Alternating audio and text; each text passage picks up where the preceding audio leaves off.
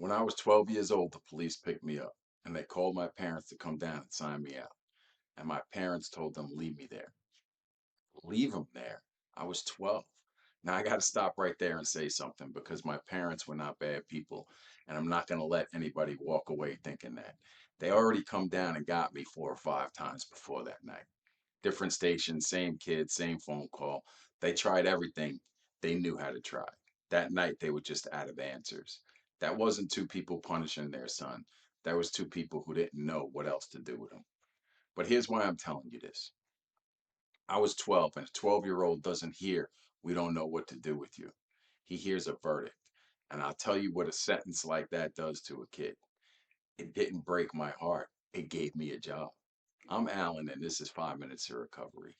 I got to tell you that I showed up for that job for about 40 years, and that job had nothing to do with what they meant. Sit with that one. You've got a version of yourself in your head that you figure is just you, your personality, the way you are. And I'm telling you, a whole lot of that got handed to you a long time ago, and you've been clocking in ever since. So let me tell you what my job looked like. I became exactly the kid you leave there. Juvenile detentions first, then Rikers Island at 16, then prison more times than I could count. I'll tell you something I've never said out loud. Every single time I got locked up, some part of me was almost relieved because it made sense. It fit. It was already decided about me, and now here's the proof. That's the part nobody warns you about. It's not that you can't picture somebody different, it's that being somebody different feels like a lie. I could be doing good, working, sober, and something in me would standing off to the other side going, who do you think you're kidding? This isn't you. And I'd go find a way to prove them right. I'll give you what that looks like when I was out there. I used to walk home at 5:30 in the morning. I was maybe 15 or 16 with the sun already up, and I'd smash the crack pipe on the ground and say out loud, I'm never doing this again. And I meant it every single time. And then I'd wake up that afternoon, and the first thing I'd feel wasn't shame. It was aggravation that I broke the pipe because now I had to go get another one. That's not weakness. And guys beat themselves up over that for years. That's a man doing what fits because a man doesn't do what he wants, he does what fits. So let me tell you what my life looks like today. Hear the shape of it, not the bragging. Today, guys call me men in trouble, sick, scared, in the jam, and I go get them. I'm the guy who shows up. I take guys through the steps. I take meetings into places where I used to be locked up in. The kid nobody came for turned into a man who goes and gets people. And here's the honest part because that wasn't some beautiful moment where it all clicked. I didn't feel like that guy at first. I still don't sometimes. I did it first. The first time I ever went and picked somebody up, I felt like a fraud in my own truck. Like somebody's going to pull me over and say, hey, you're not this. We know what you are. I did it anyway. And I did it for a long time before it stopped feeling like a costume.